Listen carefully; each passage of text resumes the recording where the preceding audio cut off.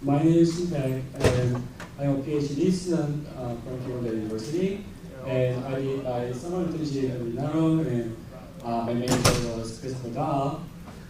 So today I'm going to talk about basic virtualization on ARM, and the focus of the talk would be the performance of basic virtualization on ARM. So this is a joint work with Christopher Dahl, Jintack Lim, and Jason Lee from the Columbia University, and it's also with Mark from ARM. So what is necessary virtualization? So necessary virtualization is like running VMs inside of VM, or running hypervisor on top of another hypervisor. So what's the use case of necessary virtualization? So for example, if you want to run your VMs on top of public cloud, then you need necessary virtualization support. And if you want to develop or test your hypervisor inside of VM, then you also need necessary virtualization support. So in this figure, there are like a lot of hypervisors and VMs, so it's a little bit confusing. So it's good to introduce a bit of terminology here. So the first hypervisor running on top of hardware is called the host hypervisor. And the next hypervisor running inside of VM is called guest hypervisor. And when I say VM, that means virtual machines running directly on top of host hypervisor. And lastly, virtual machines running inside virtual machine is called nested VM. So before talking about how this nested virtualization works on ARM, let's take a step back and see how ARM supports virtualization. So ARM provides three different CPU mode or exception level, EL0, EL1, and EL2, which is designed to run application, operating systems, and hypervisor. When it comes to the nested virtualization, we need to run a guest hypervisor. And of course, we cannot run the guest hypervisor in EL2 because it will break isolation. So instead, we need to switch the guest hypervisor and run the guest hypervisor in EL1. So how does that really work? So when the guest hypervisor is running in EL1, it tries to use the hypervisor functionality which is not available in EL1. So we call those instructions as hypervisor instructions. So whenever the guest hypervisor executes hypervisor instructions, we trap and emulate in the host hypervisor so that guest hypervisor think it is running in the VM or hardware. So this is the basic idea how we can run guest hypervisor in EL1, but unfortunately, this idea does not work on the current hardware, which is 8.0. The basic reason is because those hypervisor instructions in EL1 does not track to EL2, and there is no way to emulate those instructions correctly. But luckily, ARM v8.3 added a simple fix to the architecture, so the hypervisor instructions executed in EL1 will track to the EL2. So on v8.3, you can run necessary virtualization. But what we are interested in is the performance of necessary virtualization. And unfortunately, we don't have access. No hardware, v8.3 hardware is not available at this point. So what we did is we run the necessary virtualization on the current hardware, but we made it behave as if it is running on v8.3 by modifying the software. So let me explain a little bit in detail. So what we actually did is we modified the guest hypervisor. So we replaced the hypervisor instructions in the guest hypervisor with the hypercall instructions. Then those instructions, which did not track before, will track to EL2, so everything is fine. And we further encode the original instruction information in the hypercall so that when the host hypervisor gets the hypercall, that it knows what instruction it needs to emulate. And also, we claim that the performance of this solution, modifying the software, is very close to what the same hardware would have been with 8.3, because the cost of trapping from 8.3 and trapping from hypercall is expected very similar. So in that way, we can run a slightly modified gas hypervisor, and we can run the slightly modified gas hypervisor on the current hardware, and then we can evaluate the performance of future 8.3 hardware.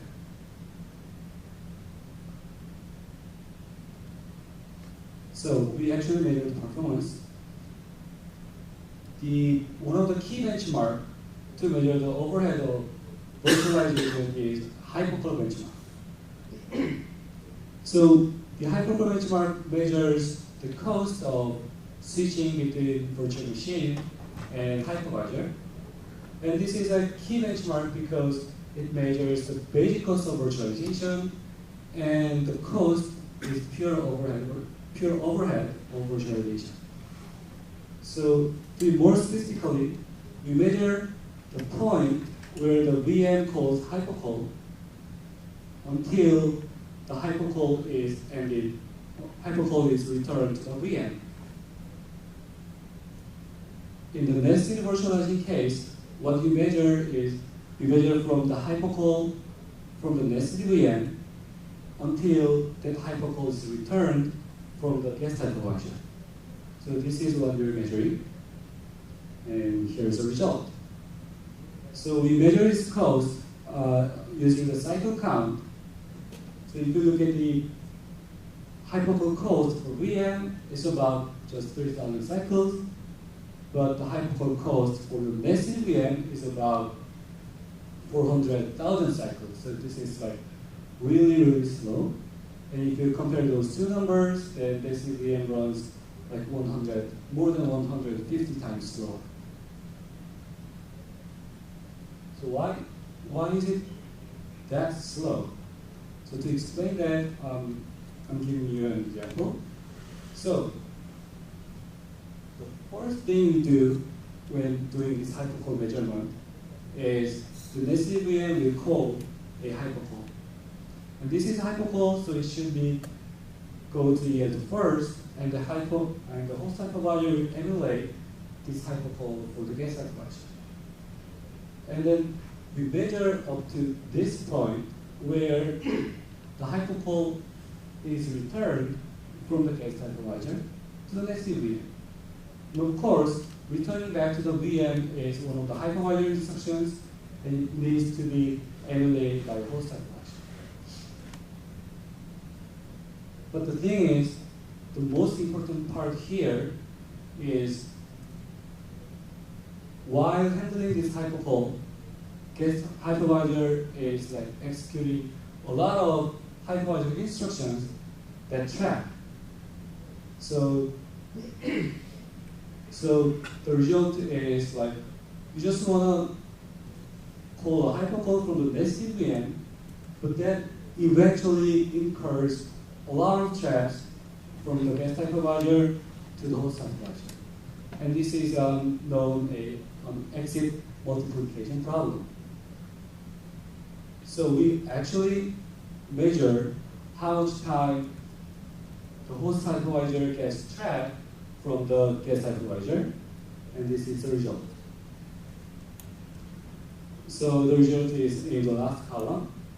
So for the VM case, of course, there is just one trap to the hypervisor, but the nested VM case, there are actually 126 times trapped.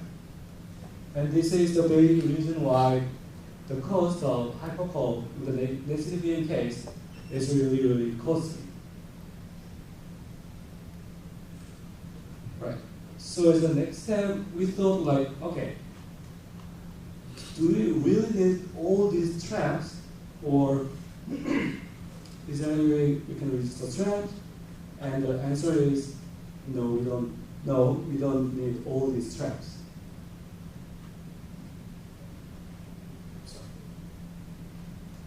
Right. So let me give you an example. So when the guest hypervisor want to return back to the SVM, what basically it does is it tries to restore the context of the SVM. And in that process, it accesses a lot of system registers, and then those instructions are trapped, as shown here. But the key idea here is that the nested VM context is never used until we actually goes back to the nested VM, which is this point.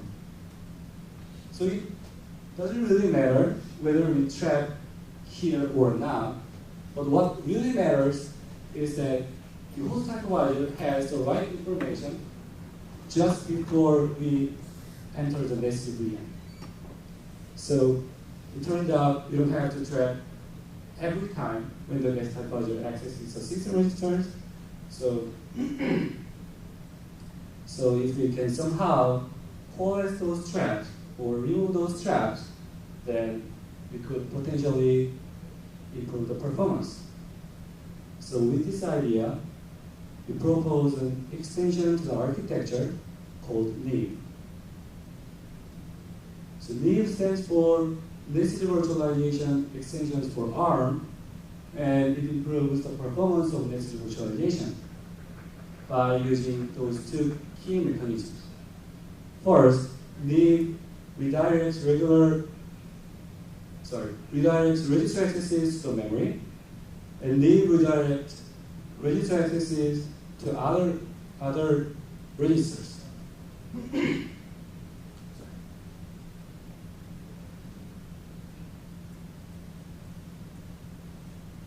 So I'm going to explain those key mechanisms in a little bit. And this is the hardware extension. So we add just one single register to the architecture, which is named VNCR02. And this register has just two fields. It has enable bit, and it has the base register, base address.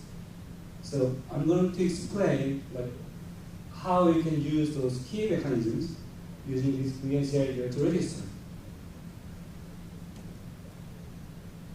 So first mechanism is redirection to memory. So assume that the guest hypervisor tries to restore the context of nested VM, and if the NIV is not enabled, then you just trap, just like before. But if we enable NIV, then the hardware will transparently redirect its register access to the memory access. And then the hardware knows where to access by looking at the base register written at the VNCR02 register. So we can apply this technique for the register accesses that is belong to the nested VM state. Right? So after applying this first technique, then we have less traps from the guest hypervisor to the host hypervisor in the hypercode scenario. But there are still remaining traps. And this is because sometimes the guest hypervisor wants to access its own state, which is stored in ER2 register, and then those accesses will trap. But actually, the emulation of accessing its own state in the host hypervisor is pretty simple. So all the host hypervisor has to do is access a corresponding EL1 register instead, because the guest hypervisor is running in EL1, and its own state is already saved in EL1 registers, EL1 system registers. So the emulation is just writing or reading from the EL1 system register. So this emulation is pretty simple. So what if we can make the hardware to do those things instead of disrupt every time. So this is the second idea. So this technique is called redirection to the register. And assume that the guest hypervisor is accessing its own state, say within EL2 state, EL2 system registers, and when the leave is off or leave is disabled, it will track as before. But when leave is on, then again the hardware will transparently redirect EL2 system register accesses to EL1 system register accesses. So this is all happening transparently. So with this technique, we can save traps when the case hypervisor wants to access its own states. Right, so with those two optimizations, this is the number we got. So the table is just same as before, but we have one more column on the left, which is need. So when you compare the cycle count ratio between the massive VM on 8.3 and massive VM on need, then you can see like it was 155 to 30 something overhead. So we got like 5 times better than before. And if you look at the thread count, it was 126, but now it's just 50. So these results show that NIP significantly improves massive virtualization performance by resolving this exit multiplication problem. And we also ran multiple application benchmarks to see if NIP is also very helpful or NIP improves the performance on the real workload. So we ran like 10 different application benchmarks, which is what we used, including MySQL, Memcached, Apache, and we run those benchmarks on the native hardware and in a VM and in a native VM, and then we compare the performance. Here's the experiment setup.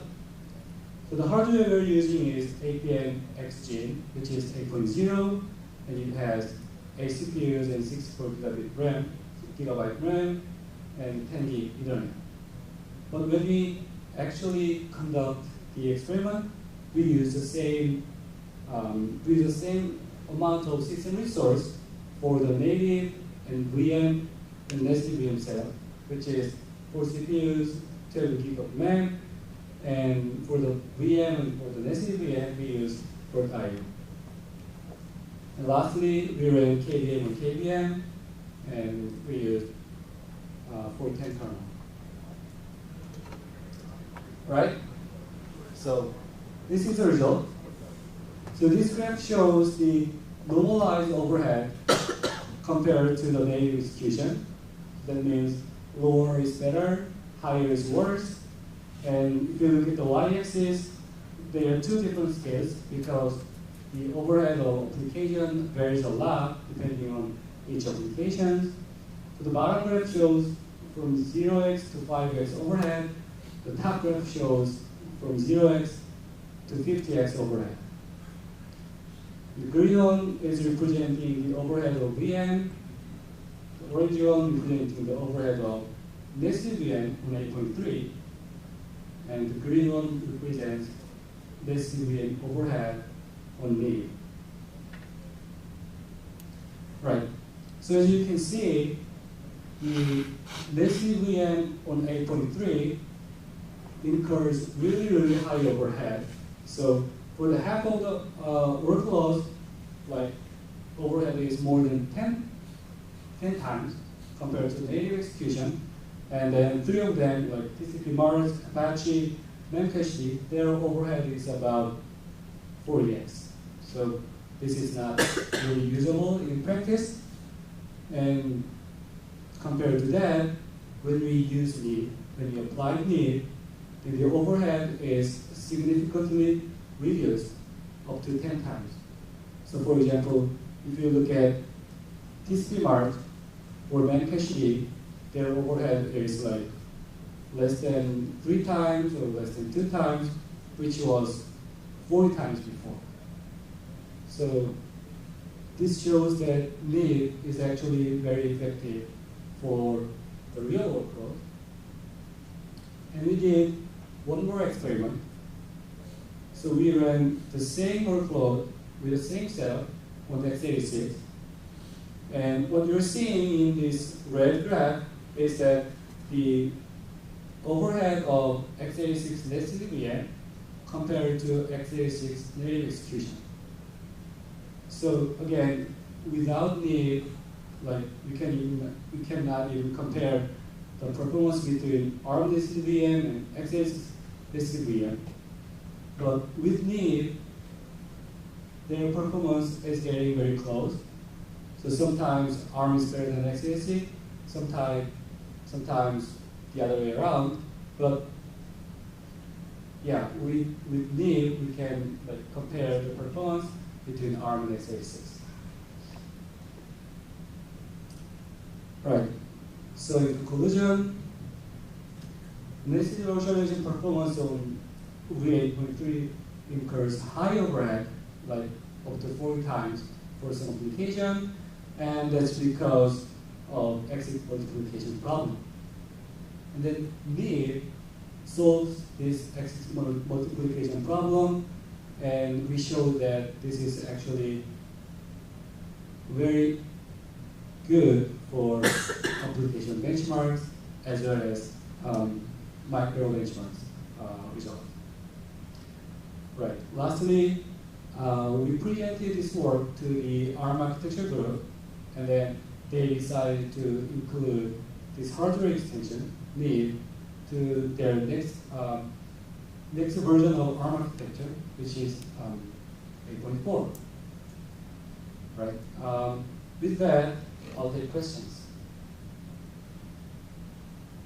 Have you done any experiments with additional levels of virtualization, like 3 or 4 levels nested? Not yet. Are you interested in that? Just curious. Not actually. I don't actually want to run that. No, just scientific. Right. Does NIP actually support nested recursively nested? Well, I mean, this is not about NIP, so yeah, I mean, the answer is true. So NIP support multiple level of virtualization. So basically what the host hypervisor should do is to set up the VNCR register correctly whenever we enter n level of hypervisor, and then that n level of hypervisor can enjoy the NIP feature. So yeah. So I was looking at the benchmark and I was a bit surprised to see that like Apache has a much more overhead than Nginx. Have you looked why? Because sometimes it looks. I mean, like you seem to win a lot with the new extension in MV8.4 for Nginx, but not for Apache, which is a bit surprising. Yeah, so that's a good point. So both of them are like web server applications, right? And the difference between those performance characteristic comes from the client.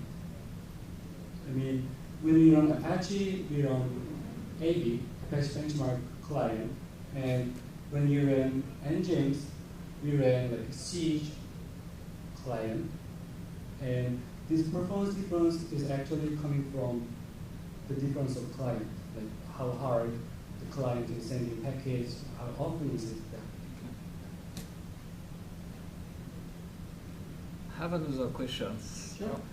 So, as you say that MV8.3 seems to have a higher performance, so do you expect that to be supported in the kernel, or are you moving directly to MV8.4? Sorry, can you say that again? Are you planning to have support of MV8.3 in the kernel in Longstream, or are you planning to move directly on MV8.4 for the support?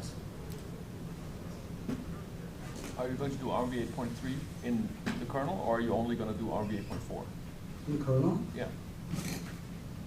We do on V.3. So we actually forward some code for the host hypervisor, and then we send out like version 2 patches to implement the host hypervisor running on V8.3. And then we tested it on the fast model. That's your question? I was just wondering if you are planning to, if Linux kernel upstream would be able to run, to support nested virtualization with MVA.3 Yes. or MVA. Okay, so you are planning to do the both? Yes, you're okay. going to get really, really slow nested virtualization performance Linux. Fine. First.